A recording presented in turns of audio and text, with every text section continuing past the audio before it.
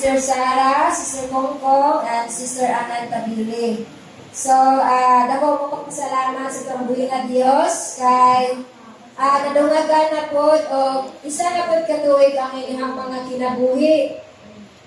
Padayon ng juntas sa pagpagamit para sa kaymayaan sa itong buhay na Diyos.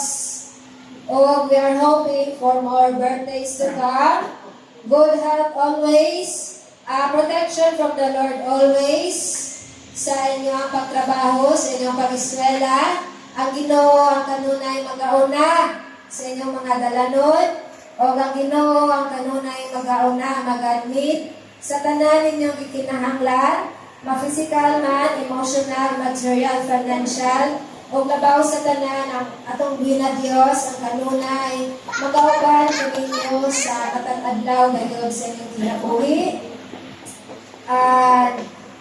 Dalay ko natuloy na Diyos sa inyong mga kinabuhi kay nakita man natong mga igsoon nga kapagamit sila sa itong buhay na Diyos o continue lang dyan sa pagpagamit niya kaniya para sa iyahang kahinayaan.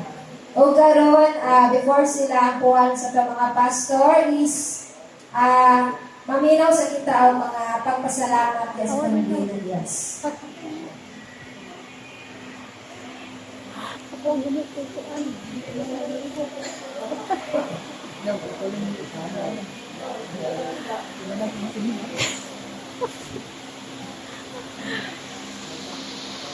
Praise the Lord, masalapatan sa mga patuloy na Diyos, kay siya maayo. Ang Ginoo nagatubag bisan pa sa mga pangangko. Ang Ginoo nagatag ko ngayong lawas sa matag adlaw. O ang Ginoo proteksyon. Maulong mo siya na. Kinala sa matag adlaw. Sa usahay. Walang-wala ko ka po. Ang Ginoo nagod siya Pasalamat na ako niya. Sunod na niya. Ako nang balik ko sa Pasalamat ka sila pa po. Buhay na Diyos. Joy, good din. Atong February 15. Nakuhan ko na. Wala ko na-admit. Kamu ka sa dami? Ha? Sige ako. Natinggo ka sa putra sa kulo. Ipapulit ka ko ka ng basura sa ko. Yopers. Kaya natinala ko kay nawala ko magpupan. Unya na lang. Kaya nag-video pa ko. Kaya pa na ko niya. Nakikita sa kuha ko itong tiga itong tubig na ito sa kantin. Kaya dahil yung bidagan, kaya ako ibangon.